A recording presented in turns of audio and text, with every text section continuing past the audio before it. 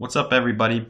I'm back here again with another fantasy position review, and this time I'm looking at the top 25 receivers. And just a quick disclaimer, this list is mostly predicated on PPR rankings, so just keep that in mind. And just for future references, I might also release a video looking at the guys from 26 to maybe 35. If anybody's interested, just let me know. And I envision this to be about a 20-25 minute video based on how quick of an analysis I give on each player. But let's get it going. At number one, as you can see, I've got Antonio Brown, and I don't think much needs to be said. This guy is he's crazy. He's a beast. He's Big Ben's favorite target. He's a PPR nightmare, but he's also the best guy in standard leagues. What else can you ask for? He dominates in terms of yardage, dominates in terms of touchdowns. As long as Big Ben's healthy, I like him to have another stellar year. And I think having Martavius Bryant back will alleviate some of the pressure and double teams that he faces. So that's all that needs to be said about Antonio Brown. At number two, I've got Odell Beckham. And the great thing about Odell that I really like is his yards after the catch are amazing. He can turn a 10-yard slant into a 70-yard touchdown, which is amazing to me. He's Eli's favorite target. With Brendan Marshall there in the mix, I think that's, again, going to alleviate some pressure for Odell. He has a knack for the football, so he also has a knack for the end zone, which is great for fantasy owners. And the thing that I like the most comparing him in a little bit to my number three guy is that Odell doesn't have those injury concerns. And like I said, my number three guy maybe does a little bit, and that's Julio. Maybe it's just getting nicked for a game or two every year, but still Julio does usually sit out at least one game if you look back a few seasons ago. Now, don't get me wrong, I still love Julio, and I barely put him below Odell. So if you take him two, I don't mind. I think he's a stud. But for me, the problem with Julio is that I think Atlanta overachieved tremendously last year. I think MVP Matt Ryan, I don't think he's going to have that same kind of year. They lost their coordinator, so I think the fact is they're going to come back down to earth a little bit, and Julio's kind of going to suffer due to that. But nonetheless, he'll still be, no question, a top 5 wide receiver. At number 4, I've got AJ Green. And to me, if AJ Green stays healthy last year, the Bengals finish off much better. He is Dalton's favorite target. He's a big guy, uses his size to his advantage, but he's also really quick. He's good in those one-on-one balls and those 50-50 balls. And with him back, I like the Bengals to be better, and I like him to return to a top 5 receiver. Number 5, I've got a guy in Jordy Nelson that I personally really like. Some people might say this is too high, but I would say, okay, compare him to the guys that you have above him. Aaron Rodgers is throwing Jordy Nelson the ball. That cannot be said for other guys. Aaron Rodgers, to me, is the best quarterback in the league, maybe only behind Brady, but that's another conversation. Jordy is his favorite weapon. If there were any concerns about how he would come back from his injury last year, I think they were all answered, and you can kind of exhale a little bit and say, okay, I can roll the dice pretty comfortably on Jordy. I think Davante Adams rising up is going to help Jordy alleviate some pressure, and in my opinion, he is Rodgers' favorite target also when it comes to those scramble and look who to pass to guys. I really like Jordy Nelson. At number 6, I've got Mike Evans, and some people might say, oh, this is too low for a guy that just blew up last year. And I understand that. Maybe it is, but for me, it's just the fact that you've got Jameis Winston throwing him the football, and they added Deshaun Jackson and O.J. Howard. OJ Howard was a first round selection in the draft, so I think they're going to try and utilize him not only as a blocking tight end, but also get a lot of receptions. Deshaun Jackson is going to take away from those big plays that Mike Evans might have had more of last year. But at the same time, if my prediction that Jameis has a breakout year comes true, maybe it won't even be an issue. At number 7, I've got Ty, and Ty is one of those sneaky guys that is pretty steady and can come up clutch. Andrew Luck, I think, will be 100% this year. This is his favorite target. With Moncrief back 100% healthy too, that's going to help alleviate things for Ty. The division is pretty weak defensively, except for the Texans.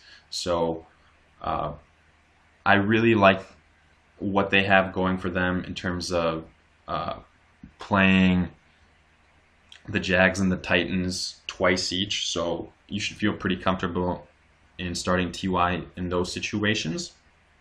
At number 8, I've got a guy in DeAndre Hopkins that I personally think is going to break out again this year. Or not break out, but bounce back maybe is the better word. Because 2 years ago, this guy was a top 5 receiver. The only problem with Hopkins is that his quarterbacks are just god-awful. Now, hopefully, that won't be the case with them drafting Deshaun Watson. And the only question I have there is how early does Watson get on the football field and start kind of meshing with DeAndre Hopkins. If that's earlier in the season, then DeAndre, in my mind, can be considered a top 5 guy. But unfortunately, that's all just dependent on what happens with the quarterback situation. So some people might feel comfortable rolling the dice on him. I do. But if not, I also understand. At number 9, I've got Mike Thomas. And this was a surprising guy his rookie year. He exceeded expectations, but at the same time, that's what tends to happen when you're in New Orleans and play in that offense. They just target you so many times and give you so many opportunities when that defense plays so bad. So if anything, I expect him to duplicate the year he had, or even better it, because Brandon Cooks is now gone. So that'll be more targets. Michael Thomas, he now has more of a rapport with Drew Brees, so I do think that he'll maintain the level of play that he had last year, or even better. At 10, I've got Dez Bryant, and to me, even though that this is maybe more PPR formatted, you cannot have this list, a top 10 list, without Dez Bryant. In terms of talent, he's a top 10 guy. The issues here are his injury history. If he can stay healthy, if you could guarantee that, then I would not hesitate in taking Dez Bryant. He's a very physical guy, and sometimes that hurts him a little bit, and I think that has been the case. But I think you kind of saw Dak and him build that rapport as the season went on, and hopefully that carries over into this season. And like I said before, if he stays healthy, he should be the favorite guy in Dallas and dominate offensively. At number 11, I've got Amari Cooper. And if you track back his career in Oakland, each and every year, Amari has gotten better and better. So I think that'll be the case this year. And some people might say, he doesn't even lead the team in touchdowns. That's Michael Crabtree. But what I think is going to happen is there's going to be somewhat of a passing of the torch. And this might be the year where Cooper kind of takes over every aspect of wide receiver dominance for Oakland. And by no means do I think, Michael Crabtree will be a scrub, but I just think Amari Cooper is, in my opinion, Derek Carr's preferred target. So I expect him to finish towards the top 10 when it's all said and done. At number 12, this is again based solely on PPR. I've got Doug Baldwin, and Baldwin is a stud when it comes to PPR. He gets those targets, and by the end of the game, he'll be at like 10 or 12 receptions or something ridiculous like that. He tends to have games where he just blows up and has like 30 or 40 points, which is amazing. If those come at the right time, good for you. But at the same time, he might have those games where he kind of just disappoints and disappears. but he is Russell Wilson's favorite target, in my opinion, so he's a guy that's worth taking a chance on, especially in PPR again. 13, I've got Brandon Cooks. Obviously, he's going to the Pats this year, and I've always been high on him. He's a small guy, but he's got incredible speed. He is pretty agile and can get out of a lot of tackles. You know, when you look at his highlight reel, this guy is popping off 80, 90-yard touchdowns, and he can blow off the top off defenses. I think maybe there's going to be a little bit of a learning curve going into New England, but at some point I expect Gronk, I expect one of the other receivers to get hurt, and I think Cooks is going to take advantage of that. For 14, I've got Jarvis Landry, and again, if it wasn't PPR, he might not even be in my top 20, and that's how much he depends on receptions, and his performance depends on that, because in terms of touchdowns, the numbers weren't there. I think a lot of people expected him to do better in terms of yardage as well. We'll see what happens in Miami. I think they're still trying to figure out whether they want to ride Jay Ajayi in the running game, or they want to let their receivers flourish. I don't know what's going to happen, but if Landry and the Dolphins figure it out and unlock his potential, this guy's a top 10 guy, because he'll dominate not only in receptions but also in yardage. So that would be amazing. At 15, I've got an old but reliable guy, and that's Julian Edelman. In my book, he's Brady's favorite target. Again, this is a PPR guy, so if it's standard, maybe doesn't rank this high, but he's very consistent, and that's something that I personally really like. When you look at some other receivers, not a lot of them kind of give you that productivity, so maybe he doesn't blow up as much as other people do, but when you look at a span of 16 games and you add up all those points, he'll consistently, I think, put up like between 15 and 20 points. At 16, I've got Demaryius Thomas, and again, in terms of talent, this guy is close to a top 10 guy, if not a top 10 guy. But the problem is the quarterback situation. The Broncos don't know who's going to be the starter, and even when they pick one, I don't know how much to expect from that guy. Now, if you told me that Peyton Manning, when he first got to Denver, is throwing Demaryius Thomas the football, I'm pulling the trigger on Demaryius Thomas in the top 10. He's a big body guy. He's a red zone threat, but with those quarterbacks in Denver, I'm not as scared of Demaryius Thomas as a defensive player, and I'm a little bit more hesitant to take him in the top 15. At 17, I've got Keenan Allen, and I love this guy. I think he's going to bounce back. Hopefully he does. I hate to see him getting injured so often, but I just saw with the Chargers that Mike Williams, their rookie, is probably going to miss the entire season with a back issue. And if that is the case, Allen is going to get a lot of targets back. And 2 years ago, he was Phillip Rivers' favorite target. He's a PPR nightmare. He's quick, and he has a nose for that end zone. So if he stays healthy, I really like him. The only problem I have is that he goes up against the secondaries of Denver and Kansas City twice. So that's 4 games where the situation's a little bit iffy.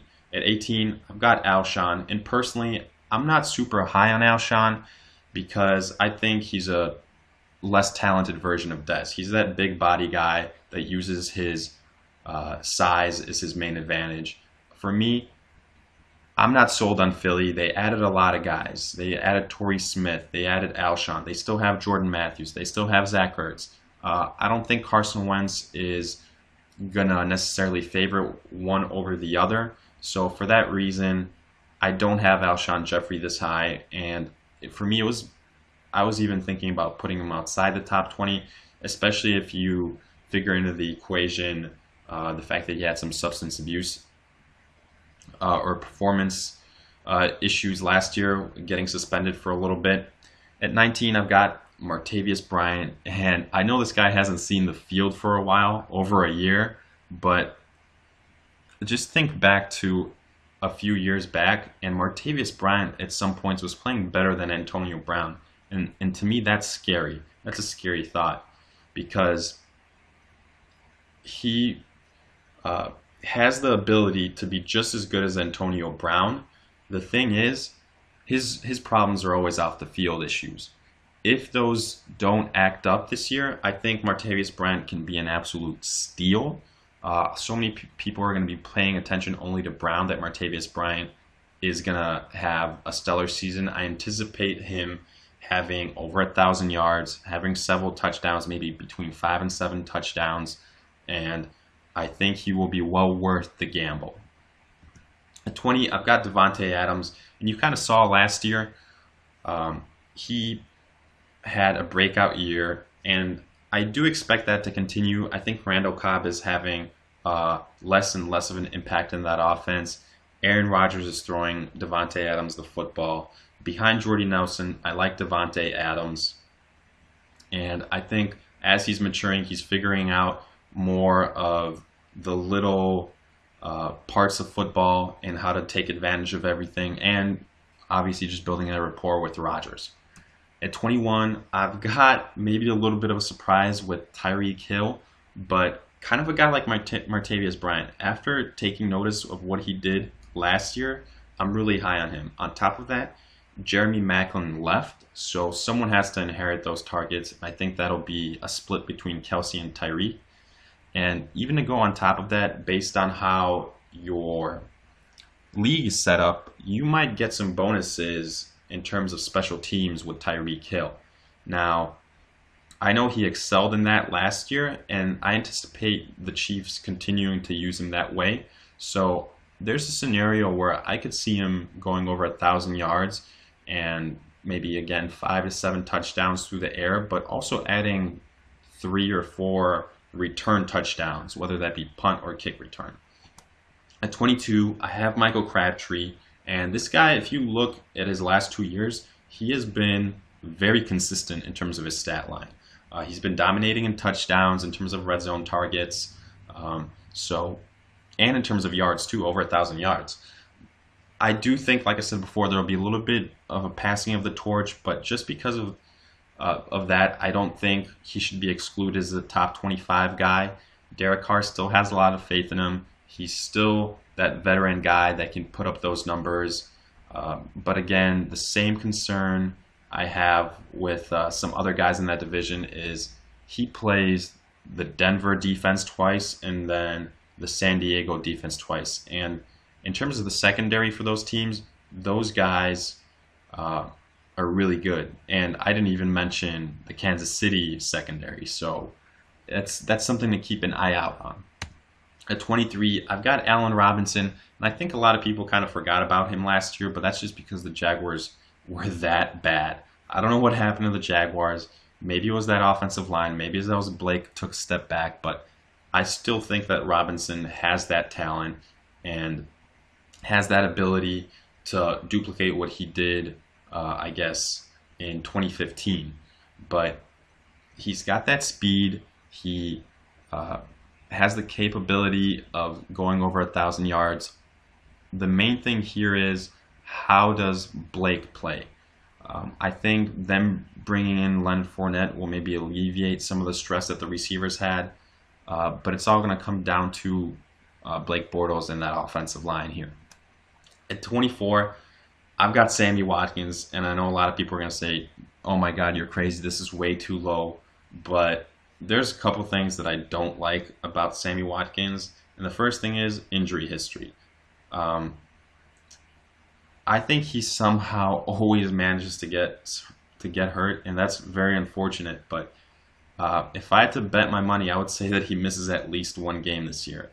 And the second thing that I don't like is the guy throwing him the football, and that's Tyrod Taylor. I'm just not sold on him as a passing quarterback. Yet I think he's still that dual threat guy that doesn't want to give up running the football. And I mean, in terms of skills, Sammy Watkins is a top 15 guy. He's got the skills. He's got all the tools you need. But with those two big question marks, I have him almost outside my top 25 guys. And then finishing off the list, I've got Golden Tate. And this guy is a PPR guy. Don't get me wrong. I know a lot of people have him higher, but I think I just value some other up-and-coming receivers a little bit more. That's why I have Golden Tate at 25 here. But I got to show him respect. He's a PPR guy. He gets over 1,000 yards. In my book, he's Stafford's favorite target. So he'll get the receptions. He'll get the yards. Maybe you want to see a little bit more production in terms of touchdowns. So we'll see what happens. But he's not a bad guy if you're looking at a wide receiver too. And he has a lot of potential in PPR leagues.